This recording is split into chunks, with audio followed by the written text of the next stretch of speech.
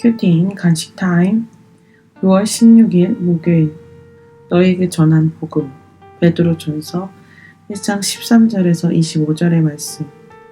그러므로 너희 마음의 허리를 동이고 근신하여 예수 그리스도께서 나타나실 때에 너에게 가져다 주실 은혜를 온전히 바랄지어다. 너희가 순종하는 자식처럼 전에는 알지 못할 때에 따르던 너희 사역을 본받지 말고 오직 너희를 부르신 거룩한 이처럼 너희도 모든 행실에 거룩한 자가 되라. 기록되었으되 내가 거룩하니 너희도 거룩할지어다 하셨느니라. 외모로 보지 않고 각 사람의 행위대로 심판하시는 이를 너희가 아버지라 부른즉 너희가 나그네로 있을 때를 두려움으로 지내라. 너희가 알거니와 너희 조상이 물려준 헛된 행실에서 대속함을 받은 것은 은이나 금같이 없어질 것으로 된 것이 아니요 오직 흠없고 점없는 어린 양 같은 그리스도의 보배로운 피로 된 것이니라. 그는 창세 전부터 미리 알린 바 되시니나 이 말세에 너희를 위하여 나타내신 바 되었으니 너희는 그를 죽은 자 가운데서 살리시고 영광을 주신 하나님을 그리스도로 말미암아 믿는 자니 너희 믿음과 소망이 하나님께 있게 하셨느니라.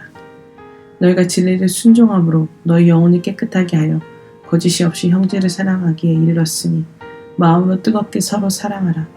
너희가 거듭난 것은 썩어질 씨로 된 것이 아니요 썩지 아니할 씨로 된 것이니 살아있고 항상 있는 하나님의 말씀으로 되었느니라.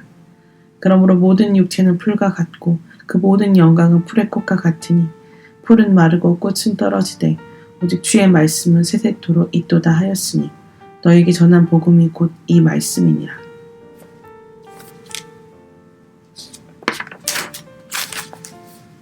본문 해설입니다. 베드로는 성도들에게 예수 그리스도께서 다시 오실 때에 우리에게 주실 구원의 은혜를 간절히 기다리라고 권면합니다. 그러려면 마음의 허리를 동이고 근신하여 영적으로 깨어 있어야 합니다. 구원받기 이전에 따르던 욕심과 불순종을 버리고 말씀에 순종함으로써 거룩하신 하나님을 닮아 모든 행실을 거룩한 자가 되어야 합니다. 하나님은 각 사람의 행위대로 공평하게 판단하시는 분입니다. 그러므로 성도는 이 땅에서 나그네로 살아가는 동안 세상의 권세자를 두려워하지 말고 하나님을 경외하는 삶을 추구해야 합니다. 내가 아직도 따르고 있는 죄의 습관은 무엇입니까? 이 땅에서 나그네로 살고자 내가 본받지 말고 버려야 할 사역은 무엇입니까? 성도는 조상에게서 물려받은 헛된 행실로부터 구원받았습니다. 그런데 이 구원은 은금처럼 썩어질 것으로는 할 수 없고 오직 죄도움도 없으신 어린 양 예수 그리스도의 보배로운 피로만 얻을 수 있습니다. 희생 제물이 되어 우리에게 대속의 은혜를 베푸신 예수님은 그의 피로 우리를 죄에서 자유롭게 하십니다. 하나님은 세상을 창조하시기 전에 그리스도를 택하시고 마지막 때에 우리를 구원하고자 그를 보내셨습니다. 따라서 성도는 이 세상의 헛된 생활 방식으로 돌아가지 말고 받은 구원에 감사하면서 믿음과 소망 가운데 남은 구원을 이루어 가야 합니다. 내가 자꾸만 돌아가려고 하는 과거의 헛된 말, 행동, 악한 생각은 무엇입니까? 오직 예수 그리스도의 피로 구원받은 것에 감사합니까? 하나님의 은혜로 말미암아 믿음으로 구원을 얻게 된 성도는 복음의 진리에 순종함으로 영원히 깨끗해져서 형제를 진실한 마음으로 뜨겁게 사랑할 수 있게 됩니다. 우리의 거듭남은 썩지 아니할 씨인 하나님의 말씀으로 이루어집니다. 이 세상에 속한 사람들과 그들의 화려한 업적과 영광은 잠시 피었다가 지는 풀과 꽃처럼 유한합니다. 하지만 하나님의 말씀은 영원히 살아있습니다. 하나님의 이 말씀은 성도의 인격과 삶을 근본적으로 변화시키는 힘이 있습니다. 말씀으로 구원받고 거듭난 성도는 날마다 말씀에 순종하며 거룩한 삶을 이루어 갑니다. 내가 말씀에 순종하여 진실히 사랑해야 할 대상은 누구입니까? 잠시 피었다 지는 꽃처럼 이 땅의 영광과 자랑만 구하고 있지는 않습니까? 기도하기입니다. 과거에 따르던 사욕과 불순종을 버리지 못한 채 세상의 헛된 행실에 머물러 있음을 회개합니다. 영육간에 깨어 마음의 허리를 동이고 거룩한 삶을 살게 하옵소서.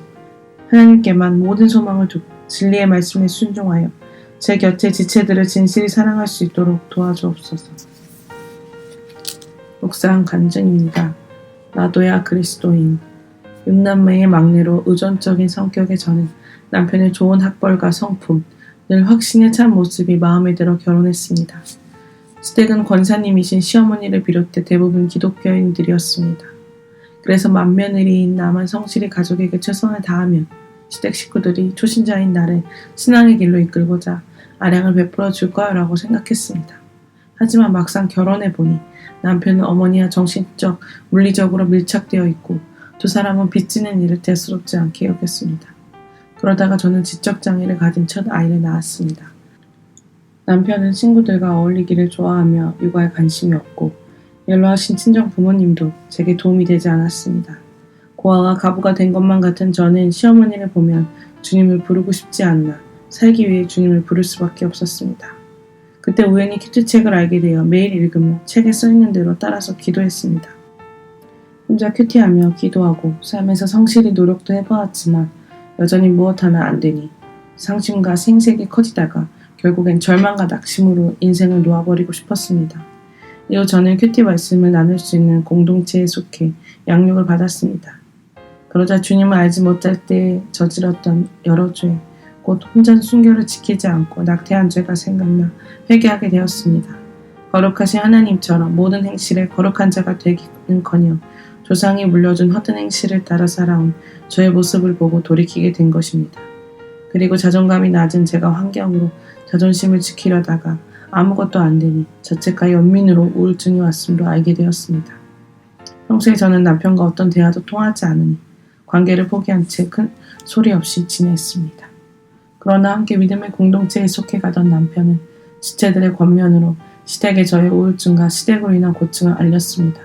그 덕분에 저는 맏며느리로서 집안의 모든 대소사를 챙겨오던 일을 멈추고 편히 쉴 수 있었습니다.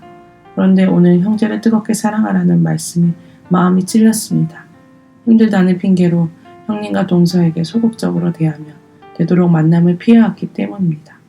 이제는 진리에 순종함으로 제 영혼을 깨끗하게 하겠습니다. 적용하기입니다. 남편에게 시댁의 고충을 알려줘서 고마워요 라고 말하겠습니다. 형님과 동서에게 먼저 연락해서 시어머니가 계신 명병원에 함께 가자고 말하겠습니다.